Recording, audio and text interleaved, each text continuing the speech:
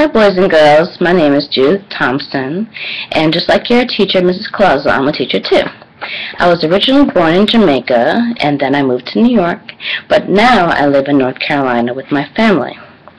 I have a husband, a daughter who's in 2nd grade, and a son who's in 1st grade, just like you. And also I have a baby. I'm about to have a baby, I should say. I first met your teacher, Mrs. Colazo, in New York when we were in 8th grade, and she was nice enough to introduce herself to me, and we've been friends ever since. But although we both moved from New York, we always try to keep in touch with either calling each other or whenever we're in each other's town, we try our best to see each other. Well, I'm not sure about you, but I love to read, and whenever I get a break from school, I always try to read a book. And every night, me and my family, we do something called DARE, which means drop everything and read. So whatever we're doing at the time, we stop, and then we just read for 20-30 minutes each night. So I hope you become to be lovers of reading, just like myself, Mrs. Colazo, and my family. So now that you know a little bit about myself, I'm going to read you a book. It is The Magic Tree House, number 13, Vacation Under the Volcano. And it's by Mary Pope Osborne. She's the person that wrote the story. So, I'm going to read chapters 1 and 2 to you. And I hope that you enjoy it. Just looking at the cover page, it looks kind of interesting. It also looks a little scary, too. So, we'll see. So, get ready. Chapter 1, A Secret Code. Jack reached into his drawer and took out his secret library card. He held a thin piece of wood and ran his finger over its shimmering letters, M.L. Master Librarian, he whispered. Jack couldn't believe that he and his sister Annie were finally master librarians. He wondered if he should pack the secret card to take on vacation. His family was about to leave for a week in the mountains. Just then Annie stuck her head into Jack's room. "Want to check the woods?" she asked. Every morning they looked in the Frog Creek woods to see if Morgan Le Fay and her magic treehouse had returned. "We can't," said Jack. "We're leaving soon." "But what if Morgan's there?" said Annie. "What if she's waiting for us?" "Oh, okay," said Jack. "Let's look fast." He grabbed his backpack, he threw in his notebook, his pencil, and his secret library card. Then he followed Annie downstairs. "We'll be back soon," Annie called. "Don't go too far," their dad called. "We're leaving in 20 minutes. "Don't worry, we'll be back in 10, said Annie. Right, thought Jack. 5 minutes to the woods and 5 minutes back. Even if Morgan sent them on an adventure, they would return at exactly the same time that they left. Jack and Annie ran out the front door. In the bright morning sunshine, they hurried across the lawn and down the street. "I had a nightmare last night," said Annie. "What was it?" said Jack. "I dreamed fires were burning," said Annie. "Everything was smoky and dark, and the ground was shaking." "Do you think it's a warning?" "Nah," said Jack. "Nightmares never come true." They left the sidewalk and headed into the Frog Creek woods. The woods were quiet and peaceful. They walked between the sunlit trees until they came to the tallest oak in the woods. "Yay!" said Annie. There it was, the magic treehouse, and Morgan Le Fay was waving from the window. "Hail, Master Librarian," she said. Jack and Annie bowed playfully. "At your service," said Annie. "Then come on up," said Morgan. They grabbed a rope ladder and started up. When they climbed inside the treehouse, they found Morgan holding a book and a piece of paper. "I have an important mission for you," she said. "Are you ready?" "Yes," they both answered. Jack's heart pounded. Ever since Morgan had made them master librarians, he had been longing for their first mission. "You know, I collect books for Camelot's library," she said. Jack and Annie nodded. "Well, there have been many great libraries lost in history," said Morgan, "and with them we have lost many wonderful stories." "That's sad," said Annie.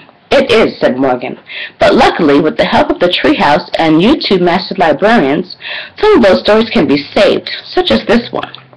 Morgan showed them the piece of paper. There was strange writing on it. "Ver Fosimus in Mondo." "Is that a secret code?" said Jack. Morgan smiled. "In a way," she said. "Actually, it's the title of the lost story. It's written in Latin. the language of the ancient Romans of Italy. Ancient Romans? Said Jack. He loved anything to do with ancient Romans. Yes, said Morgan. This story was in a library in a Roman town. I need you to get it before the library becomes lost forever. No problem, said Annie. Do you have a secret library cards? Asked Morgan. Yes, said Jack. Good. Do not lose them. The right people will know what they mean, said Morgan. And as usual, here is a book to help you. Morgan handed Jack a book called Life in Roman Times. The cover showed a Roman town with people wearing tunics and sandals. That looks great, said Jack. Take this, the name of the story. And I need, said Morgan. She handed the piece of paper to Jack, and he put it in his pack.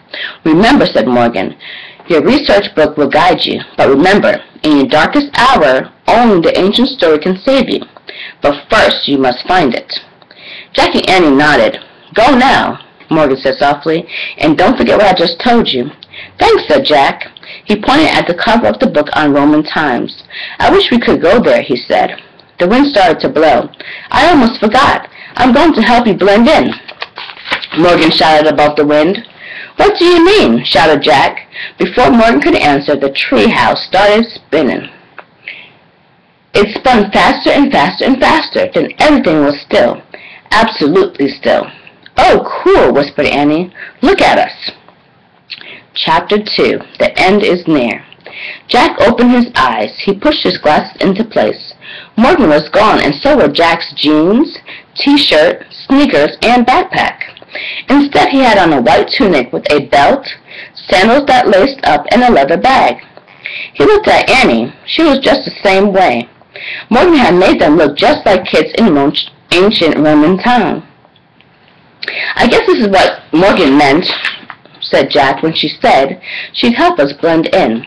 I look like Cinderella, said Annie. I like these clothes. Yeah, said Jack, although he felt a little as if he was wearing a dress. Annie looked out the window. It's pretty here, she said. Jack looked with her. They had landed in a grove of trees. On one side of the grove rose a gentle-looking mountain. On the other, a town sparkled in the sunlight. I wonder where we are, said Jack. He opened the book about in Roman times. He read aloud. Almost 2,000 years ago, on August 24th, A.D. 79, the seaside town of Pompeii was a typical Roman town. Many Romans went there on their vacation. They built large houses called villas and planted groves of olive trees along the slopes of a mountain called Mount Vesuvius. Annie kept looking out the window, and Jack pulled out his notebook and pencil. He wrote, Vacation in Pompeii, August 24th, A.D. 79, houses called villas. Jack looked out the window again. It does look like a nice place to go on vacation, he said. We must have landed in one of the olive groves, said Annie. Yeah, and that town must be Pompeii, said Jack. He looked at the opposite direction, and that mountain must be Mount Vesuvius. Annie shivered.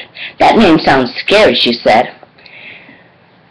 Really? Said Jack. Not to me. He looked down at his notes. Hey, did you feel that? Said Annie. What? Jack looked up. The ground shook. I heard it rumble, too, said Annie. Jack frowned. I think you were just dreaming again, he said. No, I wasn't, said Annie. Something feels wrong about this place. I really think we should go home now. Are you nuts? Said Jack. We have to find the lost story from Morgan. Besides, I've always wanted to see a Roman town. He threw his notebook and the Roman book into his leather bag. Then he went down the rope ladder. Come on, he called when he stepped onto the ground. Annie just stared down at him. Don't be a chicken, he said. He pushed his glasses into place. Come on, it'll be fun. Annie still didn't move. What's wrong with her? Jack wondered. Usually I'm the worried one. Come on, he pleaded. We can't let Morgan down. Annie let out a big sigh. Okay, but we better find that story fast, she said. Finally, she climbed down the rope ladder.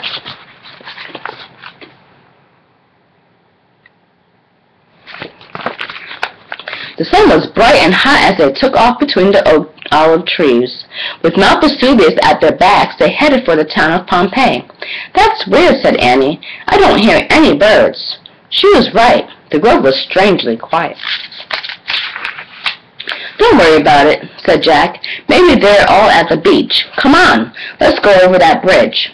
He led the way in a small wooden bridge that crossed a narrow stream, but when they got to the stream they found it had dried up.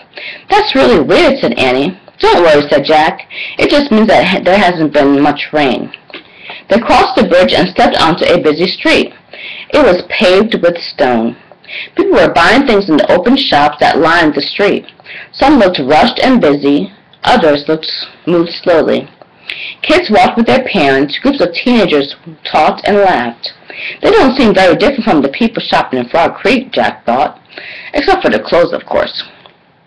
"How will we ever find the ancient lost library?" said Annie, glancing around. "I don't know," said Jack. "Just be on the lookout." They walked past shops that had huge jars in them. When Jack looked closely, he saw that they were filled with grain, dried fruit, and olives. Meat hung from the ceilings of some of the stores. They passed a noisy tavern where people were eating and drinking. A young man played a stringed instrument. "See, there's nothing to worry about," said Jack. "This place isn't any different from our time." "It's not that," said Annie, with a worried look. "See, there's a barber shop and a shoe shop," said Jack, pointing. A boy was getting his hair cut by a barber. A girl was trying on a new pair of sandals with her mother. "It is kind of like home," Annie agreed. They kept walking until they passed a bakery filled with freshly baked flatbreads. "That bread is like pizza," said Annie, smiling. "Yeah," said Jack. The good smells from the bakery made him feel even more at home. Jack looked at Annie. She was still smiling as they walked on. Soon they came to a large square filled with people, carts and horses, and more shopping stalls. "Honey cakes, stuffed dates, peacock eggs," sellers called. Farmers were selling grapes, garlic, and onions. Fishermen were selling all kinds of fish. A few people stood on boxes giving speeches to small crowds. "Hey, I bet this is the Forum," said Jack. He reached in his bag for his book. He flipped through it until he found a picture of the square. He read, "Center of the Roman town was called a Forum. The Forum was the main place where people met to sell goods and discuss politics." "I was right," said Jack. He pulled out his notebook. He wrote, "Forum, center of town." Jack, whispered Annie. "Jack!" She tugged on his tunic. "Look!" Jack glanced up. Annie nodded toward an old woman who was staring straight at them. She wore a black cloak. Her gray hair was tangled and wild. She seemed to be missing her teeth. The woman pointed a bony finger at Jack and Annie. "The end is near," she said in a raspy voice. "Go home, strangers." "Yikes," said Annie. "We better get away from her," said Jack, "before people wonder who we are." He put away his notebook. And then he and Annie hurried away. The old woman cackled behind them. "Ooh, that sounds kind of scary. What do you think?"